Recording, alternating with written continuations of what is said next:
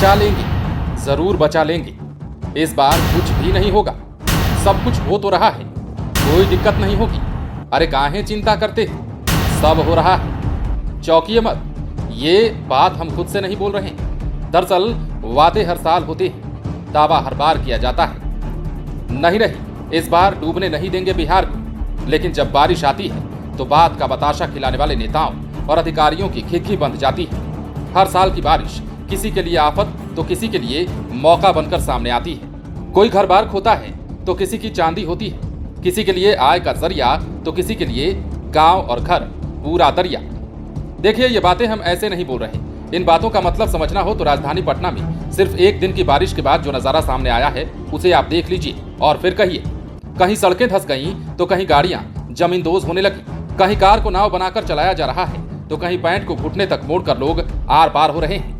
दुख इस बात का नहीं है कि बारिश हो रही है, दुर्भाग्य तो ये है कि हर बार करोड़ों खर्च करने के बाद भी हालात जस के तस बने रहते हैं। सवाल ये है कि आखिर ये पैसे जाते कहाँ हैं? इसका जवाब शायद आप सभी जानते होंगे। भ्रष्टाचार की सड़कें टूटती हैं, भ्रष्टाचार का आशियाना उजड़ता है। ये तो रही पटना की बात, अब थोड़ा बिहार के अन्य जिलों में भी घूमते हैं। अभी मानसून की शुरुआत ही हुई है कि बिहार के लोग डरने लगे हैं। कारण है नदियों का बढ़ता जलस्तर और कटाव के कारण गांव के डूबने का संकट। इन सब के बीच नेपाल से आने वाली तबाही अलग से।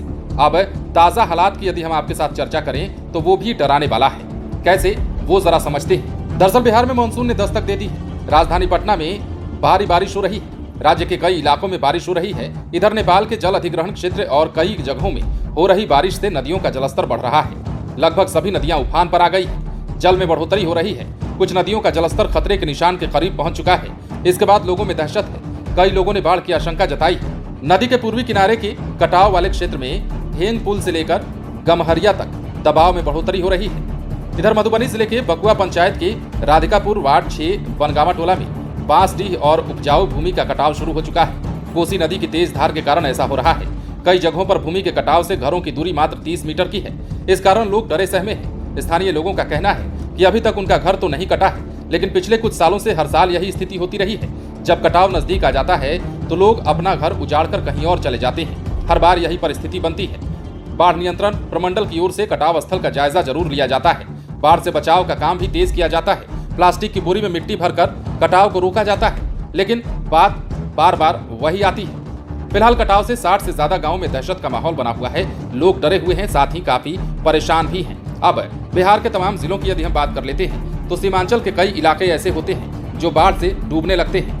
बारिश की पहली धार से ही कई गांव जलमग्न हो जाते हैं। इसके अलावा लोग हर बार घर बार छोड़ने के लिए मजबूर हो जाते हैं। सरकार और प्रशासन से सिर्फ आश्वासन मिलता है और कहा जाता है कि हर साल की तरह इस साल आपका इलाका नहीं डूबने देंगे। लेकिन व्यवस्था क्या होती है? हर बार की तरह वही टेम्पररी व्यवस्था, जिसके बाद बारिश खत्म होते ही सब कुछ ज्यों का त्यों बन जाता है और झोली में किसके पैसे जाते हैं, कितना भ्रष्टाचार होता है और भ्रष्टाचार की गाढ़ी कमाई किस किस के जेब में जाती है। इस सवाल का जवाब हम आप पर छोड़ते हैं। सवाल वाजिब है, क्योंकि बिहार के लोग हर बार एक ही संकट क्यों जूझते हैं? सालों से एक ही समस्या पर समाधान कुछ भी नहीं। बने रहें लाइव सिटीज के साथ। यदि अब तक आपने हमारे चैनल को सब्सक्राइब नहीं किया है तो सब्सक्राइब कर लीजिए।